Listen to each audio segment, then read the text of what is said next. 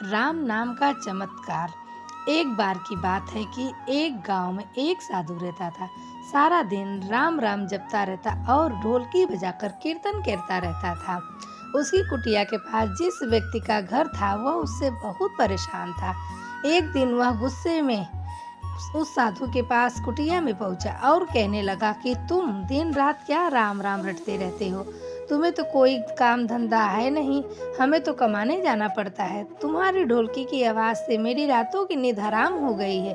साधु कहने लगा, तुम भी मेरे साथ राम राम के जप के देखो तो तुम्हें पता चलेगा कि कितना आनंद आता है। उस व्यक्ति ने थोड़ा खींच कर कहा कि मैं अगर तुम्हारे साथ राम राम जपता हूँ तो क्या तुम्हारा राम मुझे खाने के लिए रोटी देगा। साधु कहने लगा कि मुझे तो राम नाम की लगन लगी है, मुझे तो राम जी की कृपा से हर रोज भोजन मिल ही जाता है। तुम भी राम राम जप के देख लो, मुझे पूरा भरोसा है कि भगवान तुम्हें खाने को रोटी जरूर देंगे। वह आदमी उस साधु को चुनौती देता है कि मैं तुम्हारे साथ आज राम राम का भजन करता हूँ। अगर तुम्हारे राम ने आज मुझे रोटी खिला दी तो सारी उम्र राम की भक्ति में लगा दूंगा, अगर नहीं खिलाई तो तुम ढोलकी बजाना बंद कर दोगे। साधु कहता है कि मैंने तो निष्काम भाव से प्रभु राम की भक्ति की है, लेकिन फिर भी मुझे तुम्हारी चुनौती मंजूर है। वह व्यक्ति साधु के पास बैठकर थोड़ी देर राम राम का जप करता है और मन में निश्चय करता है कि चाहे कुछ हो जाए मैं आज भोजन नहीं करूंगा, देखता हूँ कि इसका राम मुझे कैसे भोजन कराता है। राम राम का भजन करने के बाद वह व्यक्ति सोचता है कि अगर अब मैं घर गया तो घर पर मेरी माँ और मेरी पत्नी मुझे खाने को कहेंगे और मुझे रोटी खानी पड़ सकती है, लेकिन मुझे साधु को चुनौती में हराना है। इसलिए वह घर जाने के बजाय गांव के पास के जंगल में चला गया और जंगल में एक पेड़ पर चढ़कर बैठ गया। वह सोचता है कि मैं सारा दिन इस पेड़ से उतरूंगा ही नहीं, अन्न का दाना भी नहीं खाऊंगा।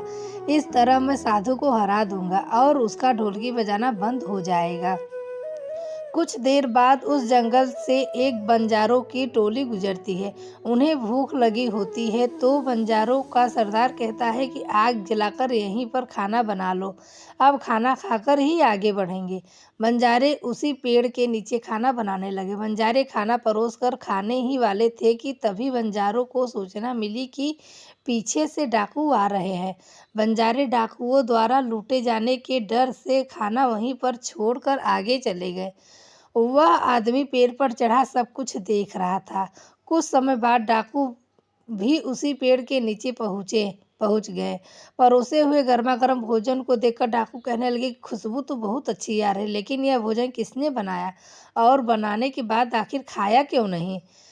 कहीं हमें फंसाने की किसी की चाल तो नहीं है। हो सकता है कि इस भोजन में जहर मिलाया गया हो। उसी समय डाकुओं के सरदार की नज़र पेड़ पर बैठे उस व्यक्ति पर पड़ी। वह उसे तुरंत नीचे आने का आदेश देता है। पेड़ से उतरते ही डाकू उस व्यक्ति को पकड़ लेते हैं और उससे पूछते हैं, हमें मारने के लिए क्या यह भोजन तुमने बनाया है। वह बेचारा मिन्नतें करता रहा कि यह भोजन मैंने नहीं बनाया है, इसमें जहर नहीं है, यह भोजन बंजारों ने बनाया है। आपके आने की खबर सुनकर वह भोजन छोड़कर यहाँ से भाग गए, लेकिन डाकुओं ने उसकी बात का विश्वास नहीं किया। डाकू उस व्यक्ति से कहते हैं कि अब तुम्हें यह भोजन खाकर दिखाना पड़ेगा, क्योंकि हमें लगता है कि तुमने ही यह भोजन बनाया है और हमें मारने के लिए इसमें जहर मिलाया है। अब तुम ही सबसे पहले यह भोजन खाओगे। लेकिन वह व्यक्ति बराबर इसी जिद पर अड़ा रहा कि मैं यह भोजन किसी भी कीमत पर नहीं खाऊंगा। यह बात सुनकर डाकुओं का शक और गहरा हो गया। वे बंदूक की नोक उस व्यक्ति के सीने पर रखकर कहते हैं, तुझे यह भोजन खाना ही पड़ेगा, नहीं तो गोली खानी पड़ेगी। मजबूरी में वह व्यक्ति भोजन खाने लगा और साधु की बात याद करके उसकी आंखों से आंसू बह रहे थे। अब उसे विश्वास हो गया कि उन बंजारों को और इन डाकुओं को राम जी ने ही भेजा है। भोजन करने पर जब उसे कुछ नहीं हुआ तो डाकुओं ने उसे छोड़ दिया। वह सीधा उस साधु की कुटिया में पहुंचा और साधु महाराज के चरणों में गिरकर उन्हें सारा वृत्तांत सुनाया और उनसे क्षमा मांगी। अब उस व्यक्ति को साधु से भी ज्यादा राम नाम की लगन लग गई। उसने अपना पूरा जीवन राम जी को समर्पित कर दिया। बोलो सियावर रामचंद्र की जय। जय जय हनुमान।